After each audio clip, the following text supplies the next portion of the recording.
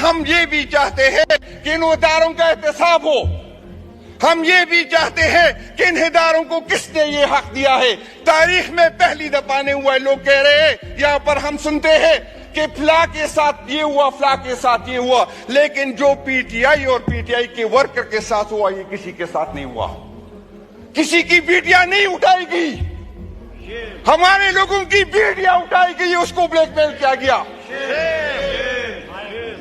کسی کی ماں کو نہیں اٹھائی گئی. میں اس دن میں حلفیہ کہتا ہوں, یہاں پر ایک میں نام نہیں لیتا, ادارے کے لوگ گئے, اس کے بیڈ روم سے, اس کی بیوی کے فون سے اس کو کال کی گئی کہ پریس کانفرنس کرنا ہے کہ نہیں کرنا ہے.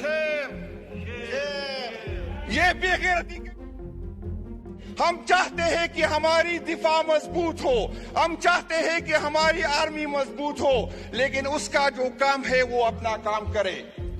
ہم اس لیے اعتراض ہے کہ آیا ہمارے اداروں کے ساتھ اتنا زیادہ فنڈ ہے. ہمیں اس لیے اعتراض ہے کہ ہمارے ادارے جو وہ کام اس کی ذمہ داری بنتی ہے وہ نہیں کرتے, وہ کسی اور کام میں لگے ہوئے ہیں. ہمیں اس لیے اعتراض ہے کہ یہاں کے ادارے جو میرے ڈیفنس کی بجٹ سے اس کو پیسے ملتے ہیں, ایک ایم این اے کے ساتھ رابطہ کیا گیا تھا کہ آپ کو 20 کروڑ دیں گے, آپ کو 30 کروڑ دیں گے. ہمیں اعتراض ہے اس فنڈ پہ کہ فنڈ کہاں سے آتا ہے.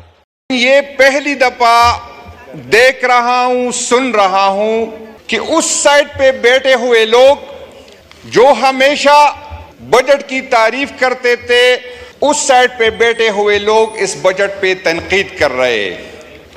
اور پچھلے 3-4 دن سے میں جو سنتا ہوں, میں جو دیکھتا ہوں, ایک شیخ وقاص صاحب, قیصر شیخ صاحب, شاید اس کی منسٹری کی شریف بندہ ہے, اچھا بندہ ہے, شاید منسٹری کی مجبوری ہو, یا فائنانس منسٹر صاحب سے اس کی میرا خیال ہے علاقے کا, یا یہ مجبوری ہو.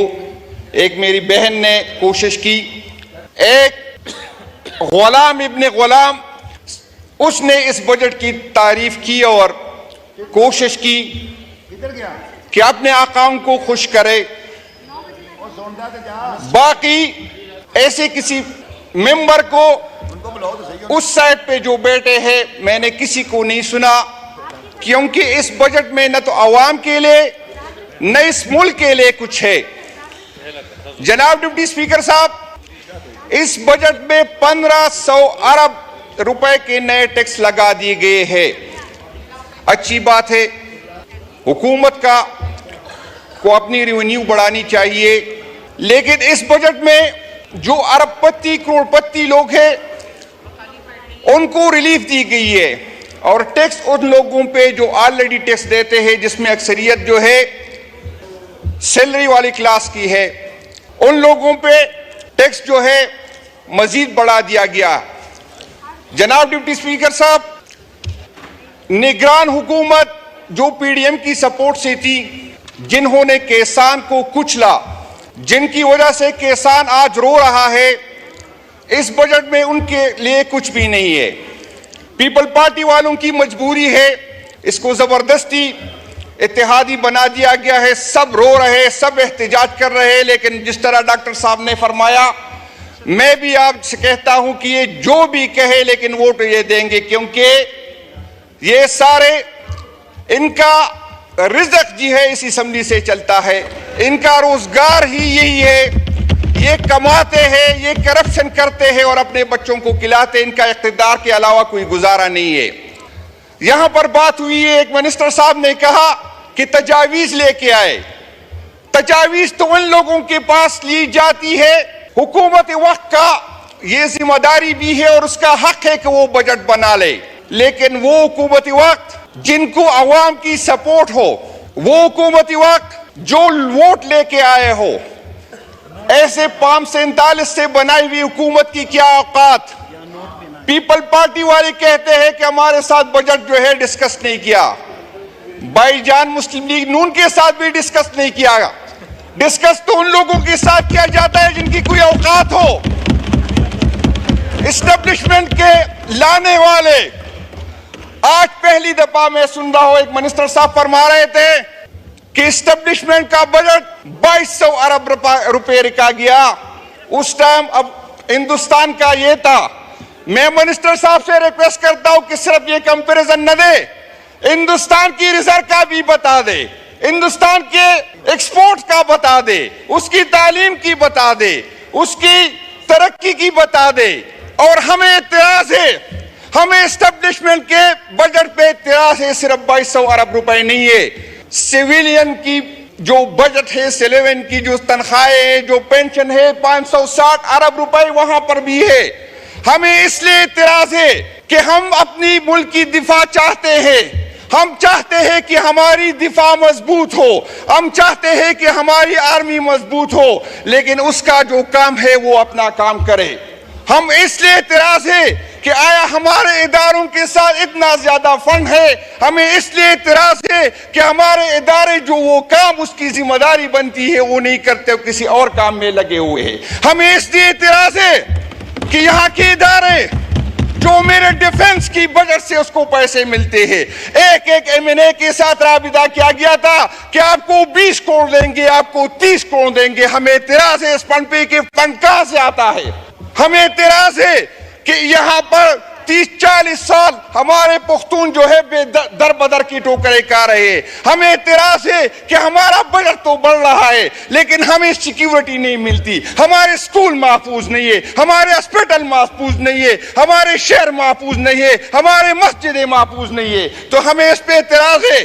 یہاں پر ایک صاحب کو میں سن رہا تھا کہ کرنل شیر خان شہید کی مجسمے کو کسی نے توڑا ہے اور اس کی فیملی کو جو ہے تکلیف ہوئی ہوگی، اس کی تکلیف ہوئی ہوگی، بالکل ہمیں بھی تکلیف ہوئی ہے، لیکن کرنل شیر خان کے فیملی کو جو تکلیف اس لیے ہوئی ہے کہ اس ملک کے جرنیل نے لٹیروں کو، جیب کتروں کو عوام پہ مسلط کیا۔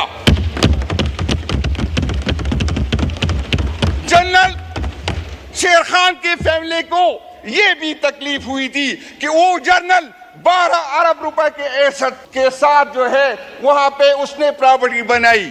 وہ احساس، وہ تکلیف کا احساس کسی کو ہے؟ ہم چاہتے ہیں کہ ہمارا ڈیفنس مضبوط ہو، لیکن ہم یہ بھی چاہتے ہیں کہ ان اداروں کا احتساب ہو۔ ہم یہ بھی چاہتے ہیں کہ ان اداروں کو کس نے یہ حق دیا ہے۔ تاریخ میں پہلی دفعہ نہیں ہوا ہے، لوگ کہہ رہے ہیں، یہاں پر ہم سنتے ہیں کہ فلاں کے ساتھ یہ ہوا، فلاں کے ساتھ یہ ہوا، لیکن جو پی ٹی آئی اور پی ٹی آئی کے ورکر کے ساتھ ہوا یہ کسی کے ساتھ نہیں ہوا۔ کسی کی بیٹیاں نہیں اٹھائی گئی، ہمارے لوگوں کی بیٹیاں اٹھائی گئی، اس کو بلیک میل کیا گیا۔ کسی کی ماں کو نہیں اٹھائی گئی۔ میں اس دن میں حلفیہ کہتا ہوں، یہاں پر ایک میں نام نہیں لیتا، ادارے کے لوگ گئے اس کے بیڈ روم سے، اس کی بیوی کے فون سے اس کو کال کی گئی کہ پریس کانفرنس کرنا ہے کہ نہیں کرنا ہے۔ یہ بغیر خان کے لیے آپ نے 3 جنریشن جو ہے قربان کرنے ہوں گے، جو ہماری آنے والی نسل ہے اس کو سمجھ ہے، اس کو پتا ہے کہ ان خاندانوں نے ملک کے ساتھ کیا گیا، اس کو پتا ہے کہ آپ لوگوں نے اپنی ذات سے آپ کا سوچ آگے نہیں بڑھا اور آپ لوگ اس لیے ریجیکٹ ہو گئے۔ ہمیں یہاں بیٹھے ہوئے لوگ ہمیں اخلاقیات کی درس رہتے ہیں، اے بے شرمو۔ جناب ڈپٹی اسپیکر صاحب، یہاں پر اگر ادارے اپنا ڈیفنس منسٹر خود بنا کے لے آئے فارم 47 کے ذریعے، اگر یہاں ادارے اپنا وزیر اعظم خود بنا کے لے کے آئے، اگر یہاں ادارے حکومت خود بنا کے آئے، تو پھر ہم نے کیا کرنا ہے؟ پھر ادارے فیصلہ کرے کہ کون وزیر اعظم ہوگا، پھر ادارے فیصلہ کرے کہ کس نے الیکشن لڑنا ہے، کس نے الیکشن نہیں لڑنا۔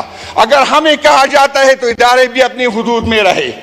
اگر ہمیں یہاں کہتا ہے کہ مفاہمت کی بات کرو، ہم پہ پنجاب میں روزانہ FIR کاٹی جاتی ہے، ہم جب پولیٹیکل ایکٹیویٹی کرتے ہیں ہمیں اجازت نہیں ملتی، ہم جب جمہوریت کی بات کرتے ہیں لیکن ہمیں سپیس نہیں ملتا، ہم سندھ میں ایکٹیویٹی نہیں کر سکتے، ہم بلوچستان میں نہیں کر سکتے، پھر KPK میں آپریشن کی بات کر رہے 10 منٹ ہو گئے، لیکن ہمیں اعتماد میں نہیں لیا جاتا۔